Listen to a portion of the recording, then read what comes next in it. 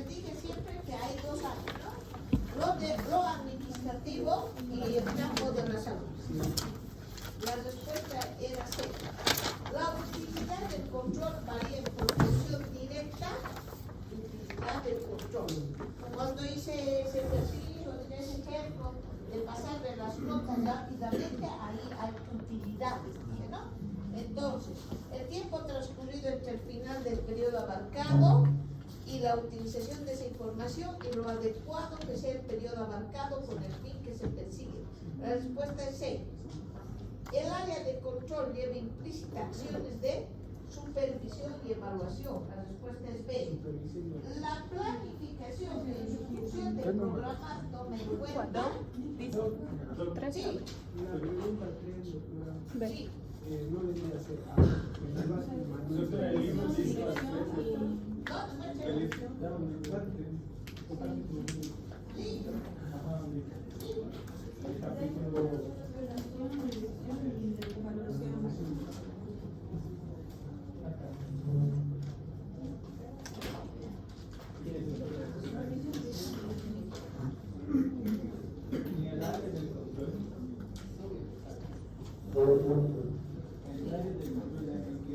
Dirección, supervisión y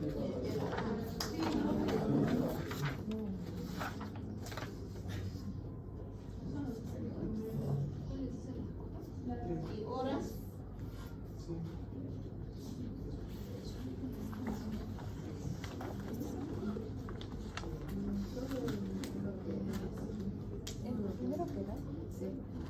¿Qué hojas?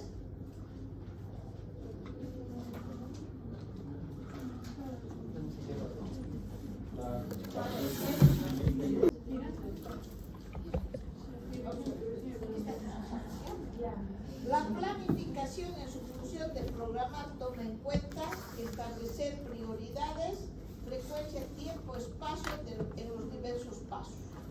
La respuesta era B.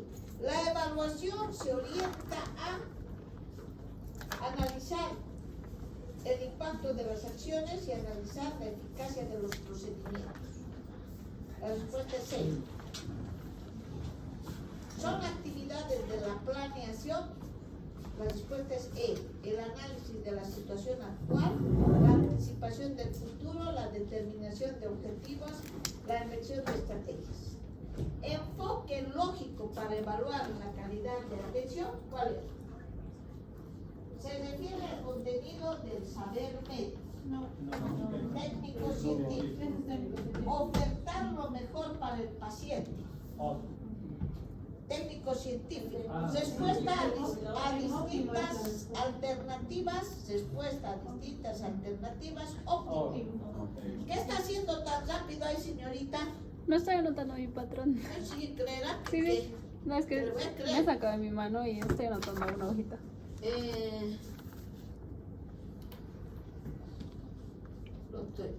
La calidad se define en función de la eficiencia con la cual se utiliza la información. La respuesta es D. Pasos fundamentales del proceso de control: establecimiento de estándares, medición del desempeño, corrección de las desviaciones. La respuesta es A. Inducción al trabajo, ¿qué significa? Informar sobre el hospital es la primera fase de todo entrenamiento. Información sobre cómo hacer el respectivo trabajo. A. Planificación estratégica. La respuesta era todos. E. Plan ordenado y organizado de acciones permite alcanzar un futuro deseable, parte de una realidad, ayuda a la organización a crear su propio futuro. Gestión. Conjunto organizado de actividades, conjunto de acciones dirigidas a lograr un fin. Es un proceso cíclico. Las acciones se realizan en todos los niveles en que se articula el sistema sanitario. Macrogestión, menor. La respuesta es C. Logros que se obtienen de hacer las cosas con calidad. Mejora la competitividad, resultados óptimos de atención, mejora la eficiencia y uso de recursos, satisfacción de usuarios y proveedores. E. Índice de rotación enfermo-cama. La respuesta era B. número de pacientes que pasan por cada cama, indicador de rentabilidad del curso cama. 14. El fomento del progreso profesional es una actividad de, ¿qué se llama? Desarrollar. La respuesta es D. En el modelo de CEDOC de Galán, ¿cuál es el otro modelo? A ver, Galán con su modelo CEDOC-PRI, que toma en cuenta en la oferta insumos, recursos, estructura orgánica y funcional, los sistemas de información. A. 16. Indicadores de proceso en la evaluación de servicios de salud. ¿Estructura qué es? ¿Qué es estructura? Recursos. Proceso. Actividades. Resultados. Impacto. Ya. Indicadores de proceso. Disponibilidad de recursos médicos. ¿Qué es eso? Total de consultas sobre total de personas atendidas. Proceso. Efectividad de la intervención. Número de ingresos, número de camas. Proceso. La respuesta es C. Indicador Sentinel. Debe incluir criterios adecuados, requiere de una revisión individual del caso, está basada en un índice de proporción, mide un suceso lo bastante grave e indeseable. C. ¿Qué son los comités? Gente especializada en un área. Y que saber. A ver, ¿qué más puede decir de los comités, señor? Hola. Algo se les tiene que quedar de teoría. Yo voy a conformar en este momento comité de auditoría médica. ¿Ya podrían ser parte del comité? Sí. ¿Pero no tiene? Tenemos. Ya tiene, ¿eh? Ya. ¿Qué más? El INE delega al personal responsabilidad de autoridad, descentraliza el poder de la toma de decisiones. Además con eso ya no trabaja tanto el director porque arma esos grupos y ellos tienen que dar resultados. Ya, entonces, comité, instancia asesora del líder para adopción de decisiones de la organización, grupo de personas normalmente expertos o conocedores del tema, evitan la concentración del poder y autoridad a nivel del líder. La respuesta es A. El 19. En la formulación de la visión, el propósito indica guiar, controlar, alentar a todos los miembros de un hospital. La respuesta es D. Departamentalización es división del trabajo. Proceso de división del trabajo. Constituye la base de la organización. La respuesta es B. 21. Dentro de los atributos de la calidad de atención, la optimización es conformidad con la atención global, la aceptabilidad, grado máximo de mejoramiento de la salud, la efectividad, proceso dinámico y permanente. ¿Qué es eso? Proceso dinámico y permanente. ¿Qué es eso?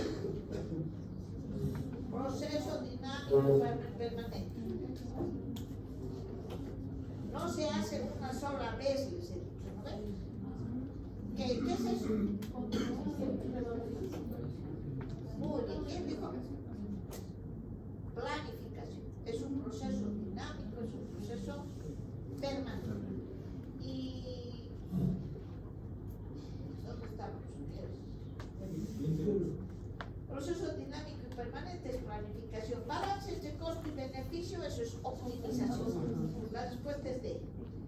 La organización debe poner atención especial en los siguientes aspectos. Propósito claramente definido, que esté conformado por personas, cada una de las personas o los grupos que conforman deben tener funciones claras. La respuesta es A.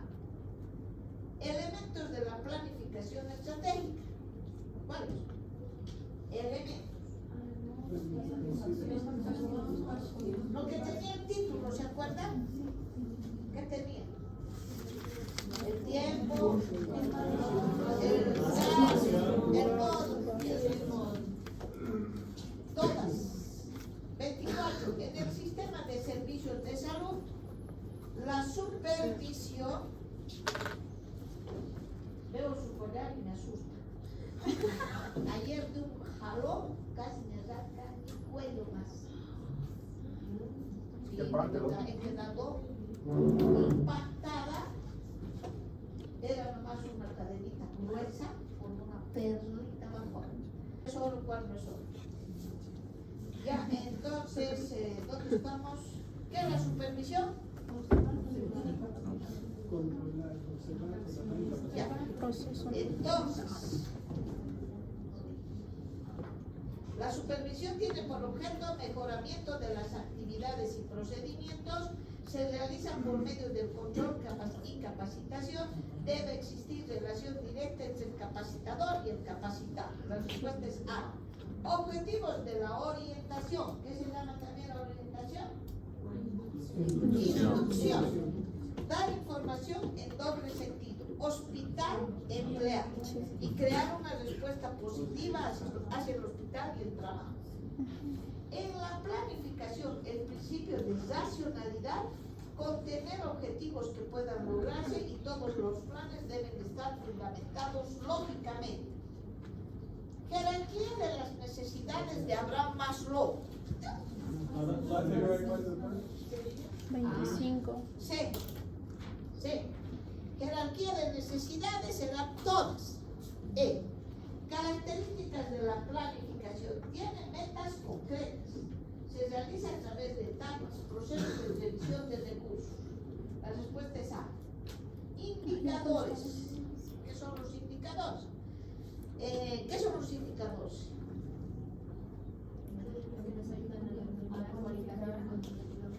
Especialmente cuando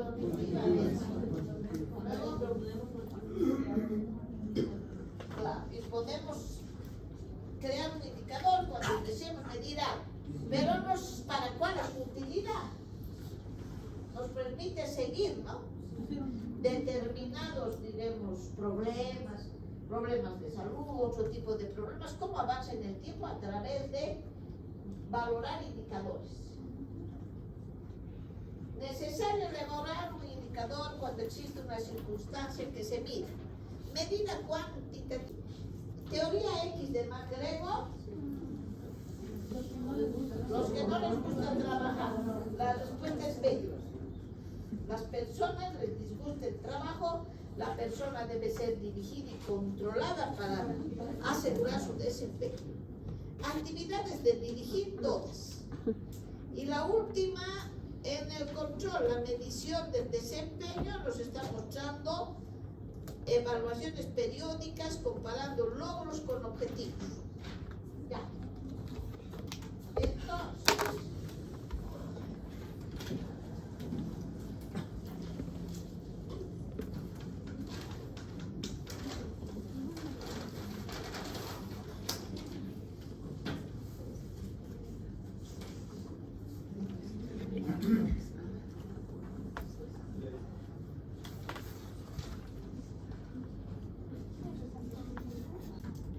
un contacto más cercano con el paciente para informarle de lo que es. Podemos tener actos muy radicales como profesionales, pero no con la idea de hacer daño a una persona, sino con la idea de ayudarle. Por ejemplo, un mastólogo puede decidir operar de las mamas y extraer una mama. Un cirujano frente a un pie diabético puede amputar un pie. Pero esos, digamos, son ejemplos de no maleficencia. No estamos queriendo hacerle daño, pero más bien estamos queriendo preservar su vida. ¿Ah? Voy a hacer, yo creo que para la siguiente clase unos ejercicios para que ustedes hablen de esto, de no maleficencia, siempre y cuando aquellos dos me oigan. Estoy dando la clase. Ya otro ejemplo, ustedes dos de no maleficencia.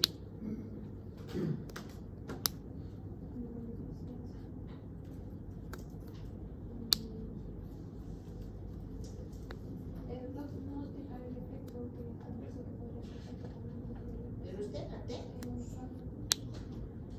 Ya.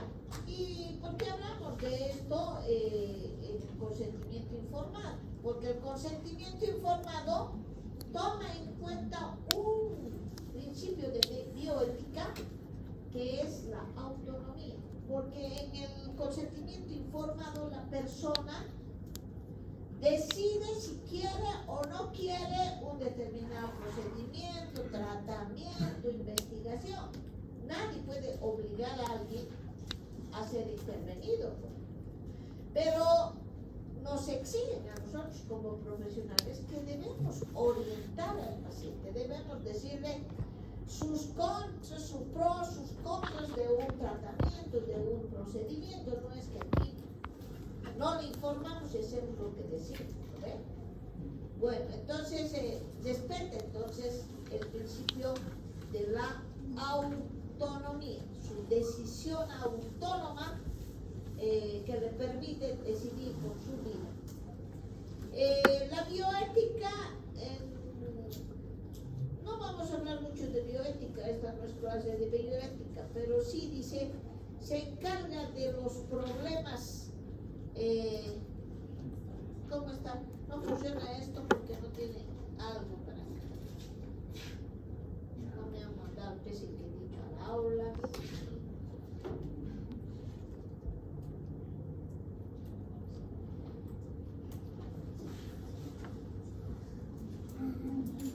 No, eso es todo lo que me han mandado. Siempre me mandan, mire, 1, 2 y la copia.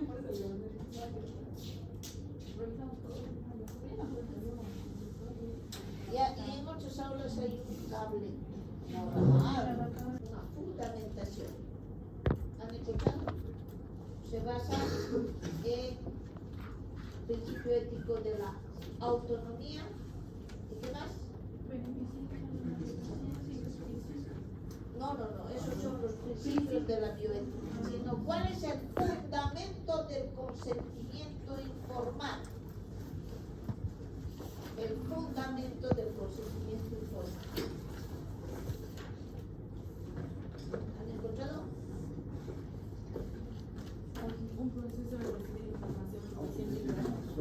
Un proceso de recibir información y luego la capacidad de decidir, la capacidad autónoma de decidir.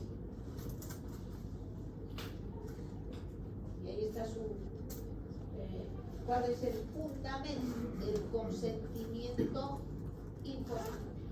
Luego, ¿en qué artículo de la Constitución Política hablamos de consentimiento informado?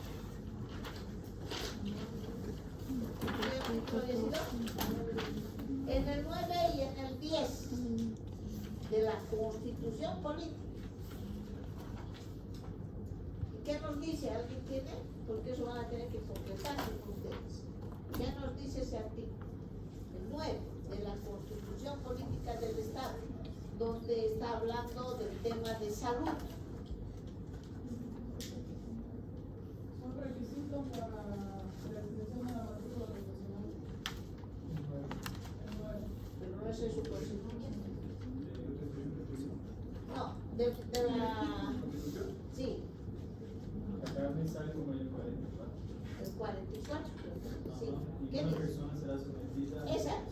En la Constitución Política del Estado, en el artículo 44, habla del consentimiento informado. ¿Qué le dice? Ninguna persona será sometida a intervención quirúrgica, examen médico de laboratorio, sin su consentimiento o el de terceros legalmente autorizados, salvo peligro eminente de su vida. Ya, entonces eso les voy a mostrar para que entiendan bien. No todas las personas están en capacidad de firmar un consentimiento informado. Hay excepciones en las que un familiar cercano tiene que asumir esa responsabilidad. ¿En qué casos? ¿En qué casos yo no le voy a decir esto es lo que le vamos a hacer, estos son sus derechos, sus beneficios? ¿En qué casos? Cuando el paciente está con peligro de vida, ¿no? Ni modo que le estemos preguntando, ¿le vamos a operar o no le vamos a operar? Después, ¿cuáles son las otras excepciones? Cuando está declarado interdicto, quiere decir que no está psiquiátricamente estable como para tomar decisiones. Sí, ese es el término, ¿no? Interdicto. O sea, no tiene la capacidad de decisión. Por eso es que el consentimiento informado, por ejemplo, en el psiquiátrico, es muy importante que haya otra persona más que escuche, porque la persona está fuera de la realidad. La mayoría de los pacientes que se internan en el psiquiátrico, no todos, entonces no pueden, diremos ellos, decidir. Ya. ¿Quién es más?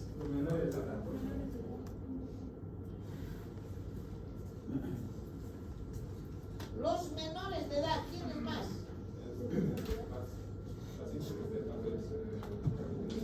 Por eso hemos dicho como primera medida los pacientes con riesgo de vida, TEC, heridas, diremos, penetrantes, que estén con shock, pacientes de gravedad, no se les pregunta nada, porque ese paciente estamos salvando su vida, ¿no ve? Pacientes ancianos con algún problema, diremos, como el Alzheimer, ¿qué van a firmar? Niños. Pero ahí se interdicto también. Sí, ahí se necesita un responsable que se lo firme, ¿no? Luego,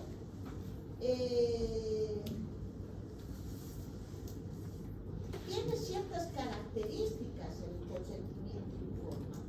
Primero que tiene que estar siendo parte de dónde. De la.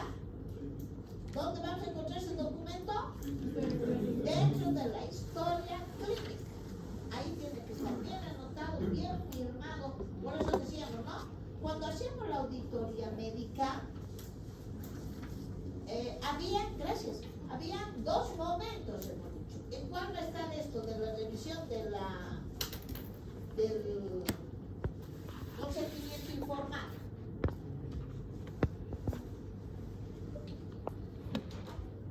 Directo vamos a revisar lo que es el médico.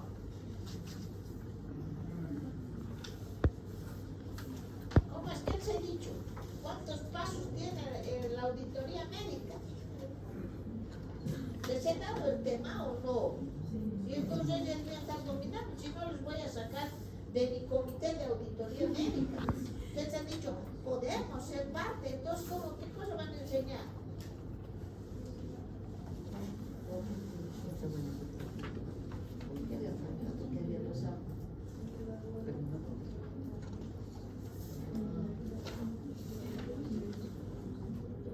¿Cómo es? Les voy a rebajar, por eso me están haciendo dudar aquí. Sí.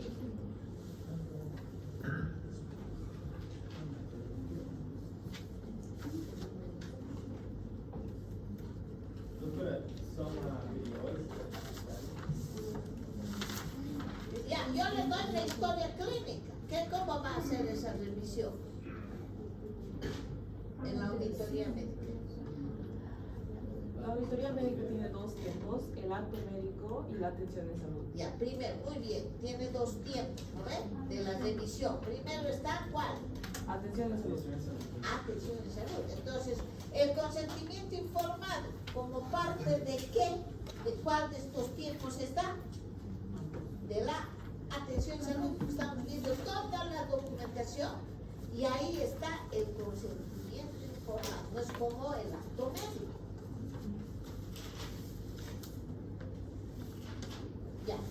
Entonces dice, el consentimiento informado tiene que estar por eso muy bien llenado, muy bien firmado, con todo lo necesario. Luego podemos decir que el consentimiento informado es un documento gratuito, es un documento que necesariamente debe estar dentro de la historia clínica.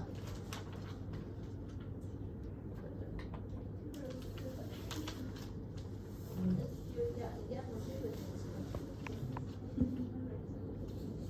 ¿Cuáles más son las características? Recepticio, voluntario, gratuito. ¿Cuál más? Características del consentimiento informado. Cosa que después yo paso rápido esto y ya.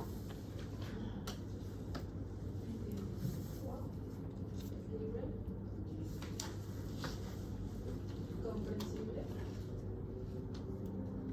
Personal. Personal, Actual. actual, recepticio, ¿no? Libre, no se acepta bajo presión.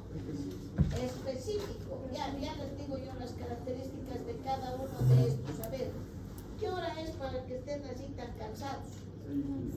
Ya, vayan a tomar agua. Estar de las personas, la no maleficencia, no causar el daño y obrar, ¿sí? O justicia. ¿Está?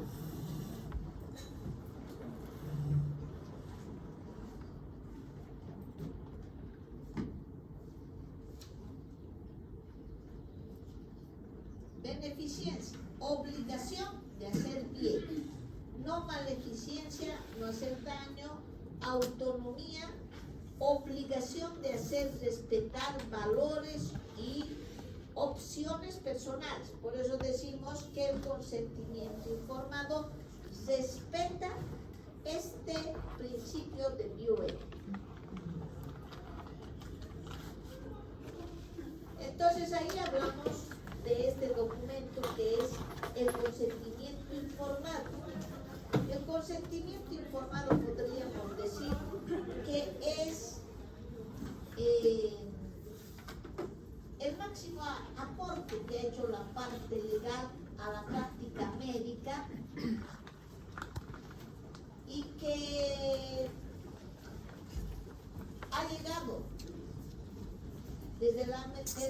a la medicina desde el derecho y debe ser considerada como una de las máximas aportaciones que el derecho ha hecho a la atención médica. Este documento es parte, por ejemplo, de una auditoría médica. Tiene que estar bien firmado, por eso es que se les da también esta parte dentro de lo que es auditoría médica. Es un documento que tiene que estar identificado, no solamente significa ponerle una firma y no hacer más nada, sino identificar bien al paciente, carnet de identidad, todos sus datos de filiación, y además tiene que estar precedido de una buena explicación, de una buena orientación. El médico está obligado a demostrar que así lo hizo y contar con la prueba, y esta prueba se llama evidencia. ¿Ya? O sea, ¿cómo va a decir él, diremos, un paciente se pone mal, cae en otro hospital y se viene una auditoría médica? Y el médico puede decir, yo le dije, yo le informé que estos eran los posibles efectos colaterales de la medicación y que debería de asistir al hospital si había cualquier cambio. Y se desapareció. Y se va a otro hospital complicado, ya diremos, con riesgo de vida. Pero entonces dice, ahí está la evidencia. La evidencia está ¿dónde? Está dentro de la historia clínica. Es una prueba determinante durante un proceso. Podemos decir también que es valor excepcional probatorio. Tiene que probar, ¿no? Bueno, entonces, la importancia de la historia clínica va a permitir todos esos documentos que tiene reconstruir históricamente lo acontecido, explicar y justificar sus actos. Todo tiene que estar bien escrito, con letra clara, nada de borrones. El consentimiento informado, ¿qué es? Es la justificación de la legitimidad del acto médico. ¿En qué está basado? Está basado en el derecho del paciente a su autonomía y autodeterminación. Autonomía es el principio de bioética, ¿no? que le hace decidir si quiere o no, porque nadie le puede obligar a otra persona. Si no quiere, pues no. Firma nomás ahí que no quiere y nadie le obliga. Autonomía y su autodeterminación.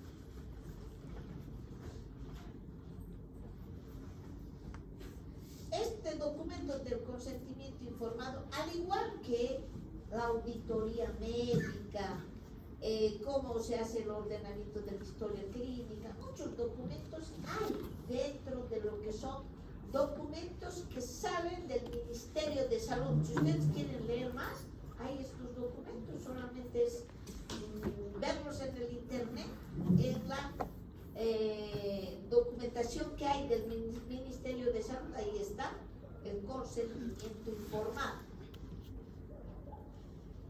Del consentimiento informado,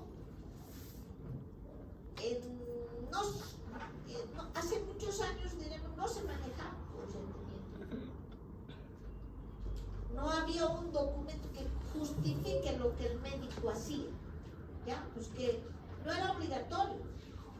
A partir del 2009, después de que se fueron suscitando muchos problemas legales, es que se obliga a los profesionales firmar este documento. Pero ya les he dicho al principio de la clase, no se trata de una sola firma, sino de la explicación de los beneficios y los riesgos que puede tener un tratamiento, una investigación, un procedimiento quirúrgico.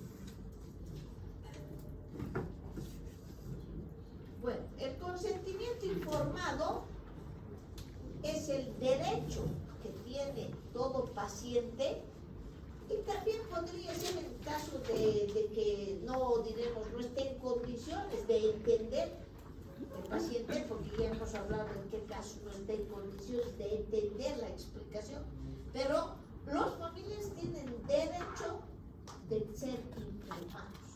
Entonces dice, es el derecho que tienen los pacientes y los familiares de recibir información. El consentimiento informado respeta un principio ético que es el de la autonomía. Pero también podemos decir, dice, con respecto al consentimiento informado, es una oportunidad que tiene el profesional de preguntar y orientar sobre una situación. Creen que la mayoría de los profesionales utilizan así ese momento de estar en contacto con el paciente para poder conversar y orientarle. Ahí es donde nosotros no tenemos que perder ese principio de que hablábamos en calidad de atención que era lo humano, porque el paciente viene con un problema y que el profesional de paso le trate mal, realmente esa persona sale de lo más confundido de una consulta, ¿no? Entonces dice, es ese momento que el profesional tiene que aprovechar para comunicarse con su paciente. Pero si no lo hace por las buenas, hay una norma que le obliga a hacer. Hay una ley, podríamos decirle, que le obliga, y está dentro de la Constitución Política del Estado y la Ley 3131 del ejercicio profesional, que le obliga a informar. Generalidades. En Bolivia,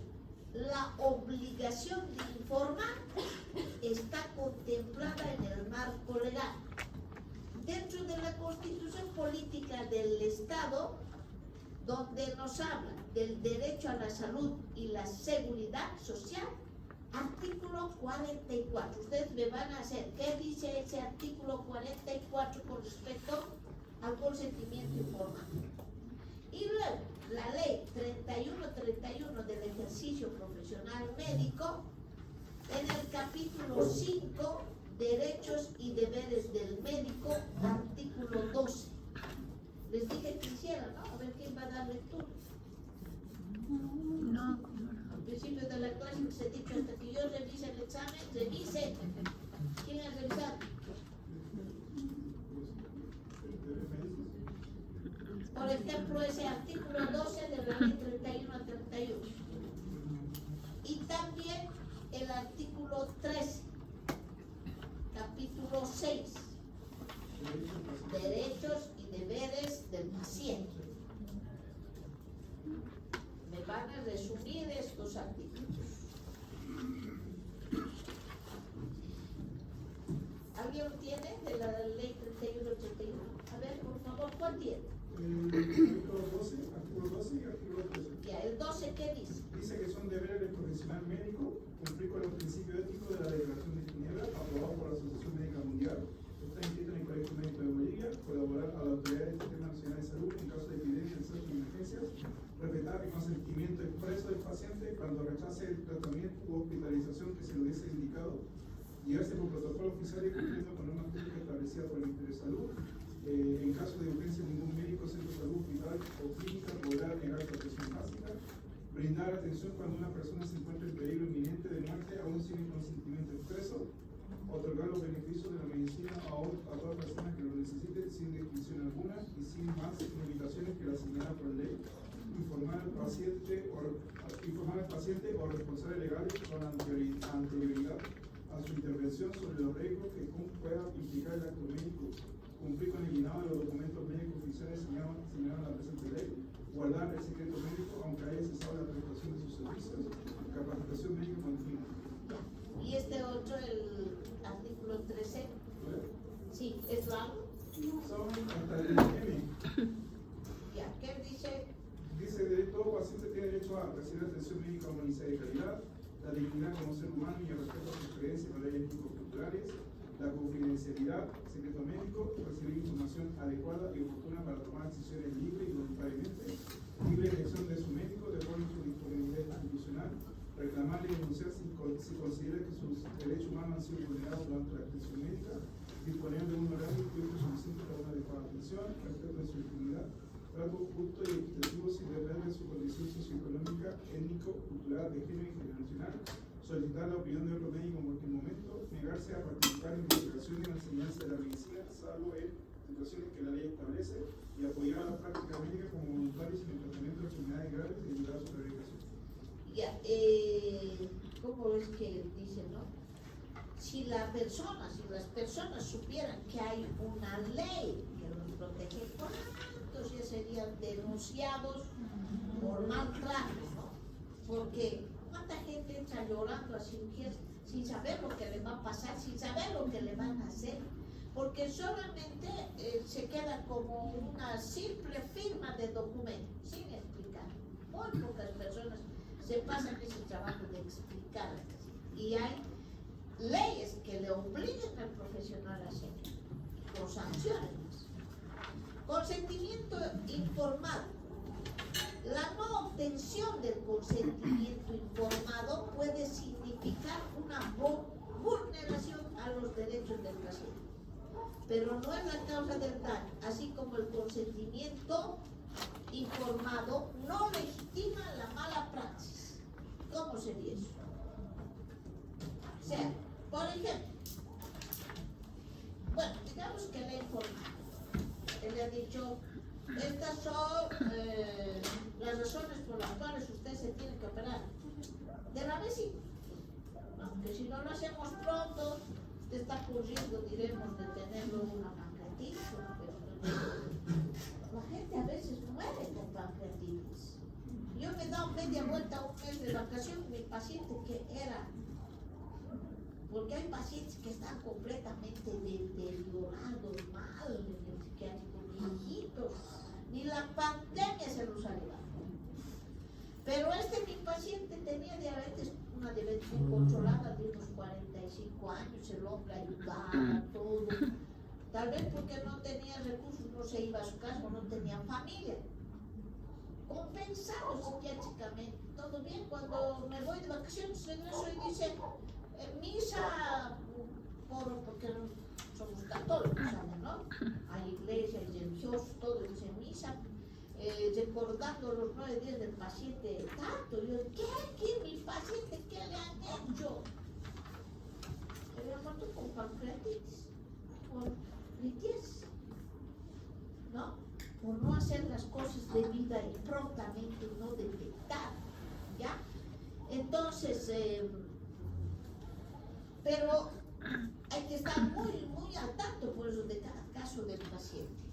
Ahora, ¿de qué se trata esto? Dice, no legitima la mala praxis. Un paciente que, por ejemplo, se ha operado oportunamente, pero en el acto quirúrgico ha ocurrido algo. Estaba yendo todo bien, pero resulta que agarran y le dejan, digamos, un apósito, le pueden dejar una pinza. Por más que le hayan informado que estos eran los riesgos, estos eran los beneficios, si cometen un error dentro del acto quirúrgico, esa es una mala praxis. Por más que tenga consentimiento bien firmado, eso no vale, no legitima la mala praxis, está diciendo, ¿ya? ¿Cuál es la fundamentación del consentimiento informado? Tiene que ver con el proceso de recibir información, que sea una información suficiente, una información clara sobre un determinado procedimiento terapéutico o de diagnóstico. El paciente debe entender la información y como consecuencia tomar una decisión de libre aceptación o de rechazo. Esa es la fundamentación.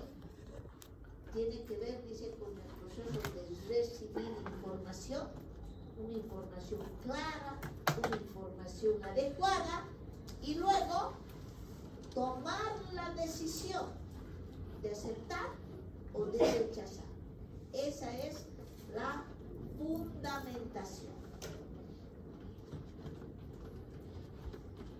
Entender la información es muy importante, ¿no?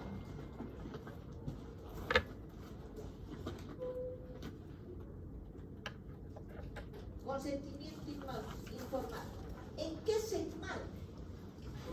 El consentimiento informado se enmarca en el derecho de recibir información y en un principio ético que es la autonomía. A partir, pero, de una información oportuna, clara y verdadera. Decidir si quiero o no quiero, pero después de haber tenido una buena información. Y ahí es donde les hablo. La ley 3131 del ejercicio profesional le da esa responsabilidad al profesional de poder informar claramente al paciente sobre lo que va a hacer.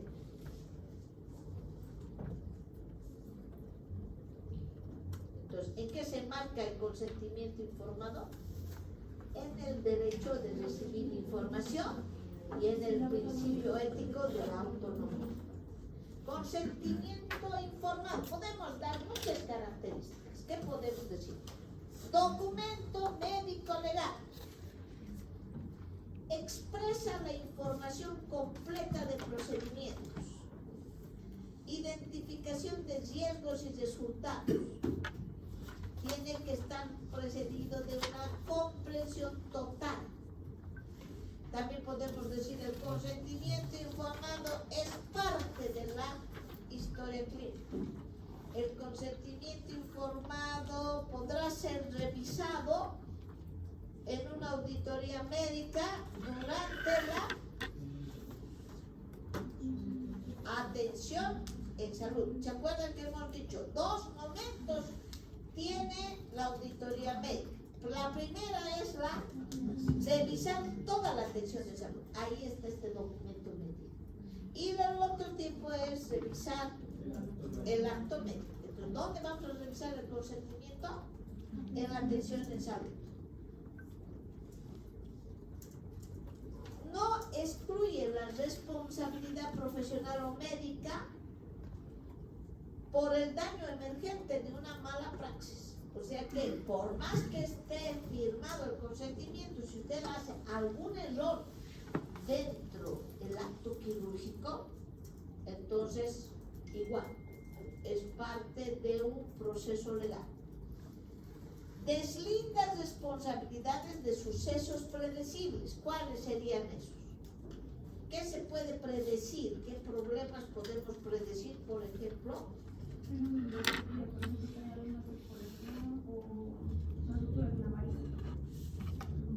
Que haya un sangrado. Las compensaciones hemodinámicas, por ejemplo. Todo, aquí nomás me da.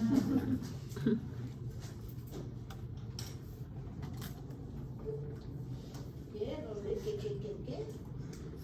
Nos negó su formular 110 de 100.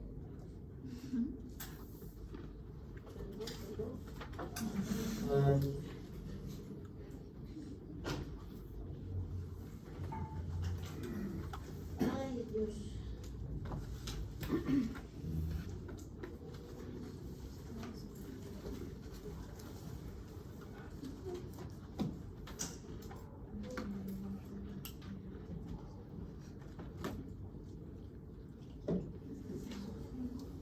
Después, ¿qué pasa con un diabético? ¿Qué puede pasar con un diabético? Puede tener una infección, una mala cicatrización de la herida, ¿no ven? Ese es un suceso predecible. Otro, también, ¿no? Pacientes operados, digamos, de traumatología, se puede dar. Ya, entonces sí tendrían que empezar ustedes unos cuantos ejemplos más. Límites del consentimiento informado. El paciente tiene derecho, dice, a no ser informado. O sea, ¿en qué casos no le vamos a informar de lo que le vamos a intervenir, de emergencia, nada de eso? En casos de riesgo inmediato para la integridad física o psíquica, en pacientes menores de edad, incapacidad legal físico-mental, en esos casos se admite un representante legal, puede ser un familiar que vaya a firmar por el paciente. Situaciones de emergencia, en caso de riesgos para la salud pública. Por ejemplo, en una cuarentena, ¿se ha dado este caso, sí o no? El problema del COVID, estábamos en cuarentena, y si encontrábamos un paciente en la calle, le íbamos a decir todavía dónde está su familia, firme aquí, que le vamos a llevar directo al hospital. Estábamos poniendo en riesgo a más población, porque estaba ahí botado, diremos, en una calle. El caso, y se dio nomás este caso, por ejemplo, caso de riesgo para la salud pública, para la salud ya no de una persona, sino población. En esos casos, dice, no es necesario firmar un consentimiento informado. Límites del consentimiento informado, entonces. Riesgo inmediato para la vida, pacientes con problemas psíquicos, en menores de edad, situaciones de emergencia, en casos de riesgo para la salud pública. No vamos a pedir firma de consentimiento informado. Cualquier formulario o documento de consentimiento informado que no haya sido redactado específicamente para el paciente, donde no esté, diremos, claramente individualizado que es para ese paciente, no tiene ese poder legal, queda anulado ese documento, porque significará un incumplimiento del deber del médico. Será considerado un consentimiento informado inválido. Los consentimientos informados ya están impresos en computador. En los hospitales, cada hospital tiene su consentimiento informado. La parte de la filiación es igual en todos los consentimientos. Lo que diremos varía es de acuerdo al tipo de atención que se da. Por ejemplo, un consentimiento informado no es igual de la maternidad que un consentimiento del psiquiátrico, ¿no? En la parte de la filiación lo mismo, pero lo demás varía, es de acuerdo a lo que se atiende. En determinadas oportunidades yo veía, por ejemplo, en el psiquiátrico, consentimientos informados para cada uno de los medicamentos, o sea, bien especificado. Uso de antidepresivos, uso de antipsicóticos, ¿no? Entonces, con su explicación, ¿ya? Porque los riesgos son diferentes.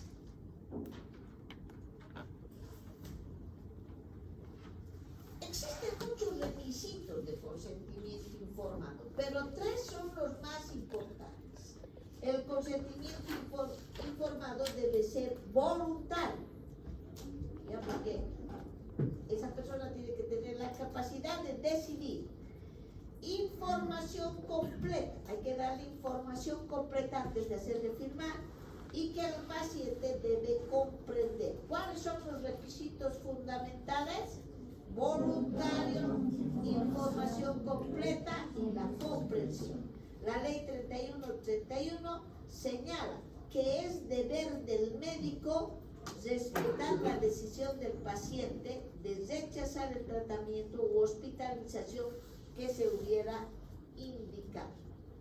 Pero hay otros requisitos más que son personal, se tiene que dar si no hay ningún impedimento. El consentimiento informado debe ser firmado por la persona que lo requiere.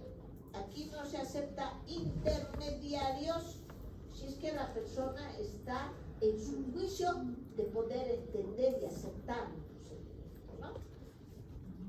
Eso es personal. Consciente e informado después de haber entendido todo el procedimiento. Actual.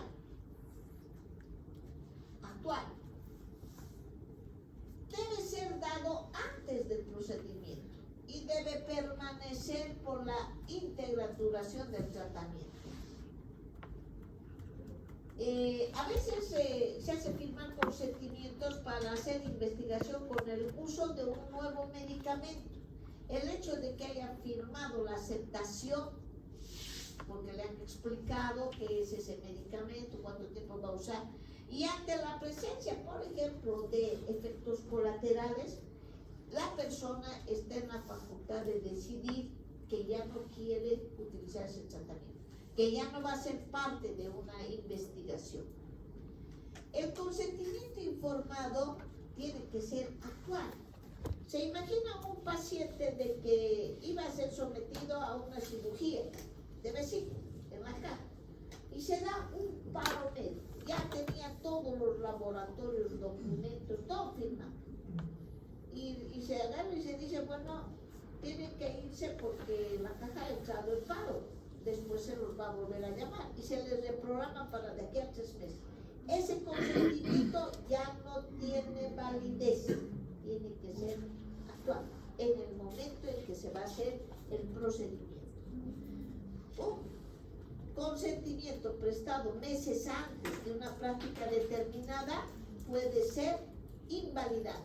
Un consentimiento prestado después de una práctica es ineficaz como tal y puede valer como una, no va a valer, dice, como una rectificación de lo actuado por el médico. Imagínense, firme cuando ya se está yendo, y así lo hace, ya se proporcionar lo que...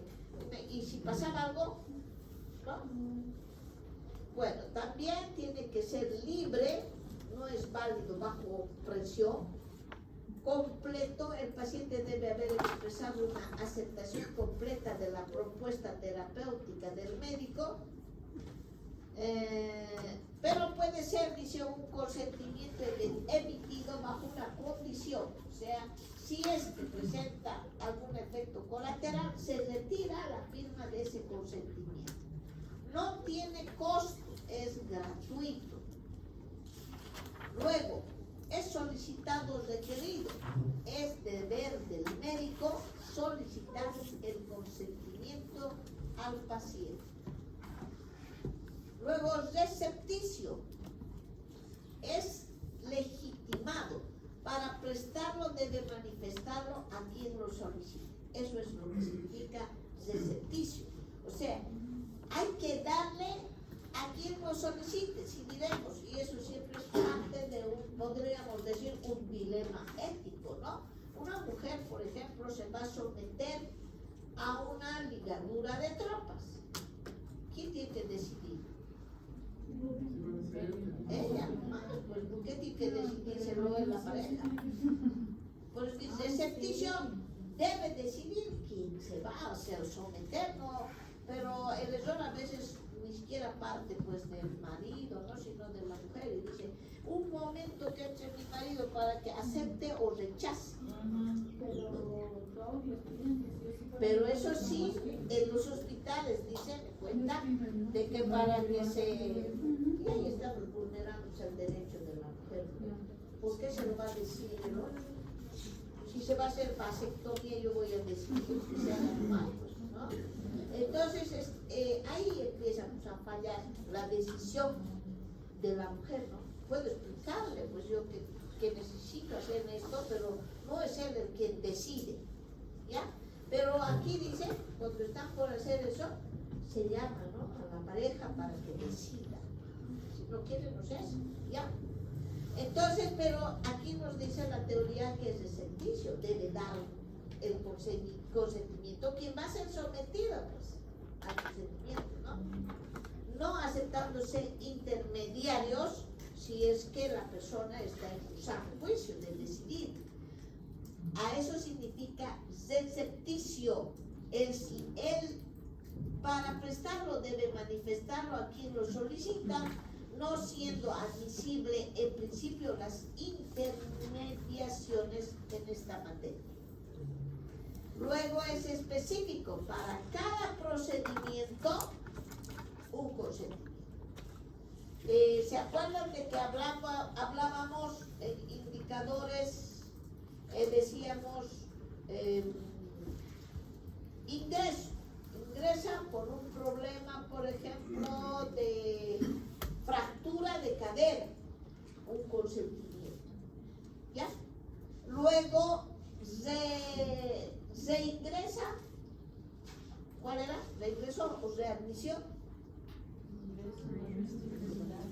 Reingreso a la misma, readmisión, no tiene relación, viene con un problema de neumonía y hay que hacerle diremos una toracocentesis, no sé, otro consentimiento. Entonces dice, para cada procedimiento un consentimiento, tiene que ser específico para el problema, ¿ya? Y hasta ahí es este tema. Es corto, pero es parte de la auditoría médica. Ustedes tienen que complementar con lo que dice la Constitución Política del Estado y la Ley 31 y 31 en esos artículos. Subrayar lo más importante. ¿Bueno? Ya. Hasta ahí vamos a avanzar. Me voy a ir a soñar con los exámenes. Que tenemos aquí dando exámenes.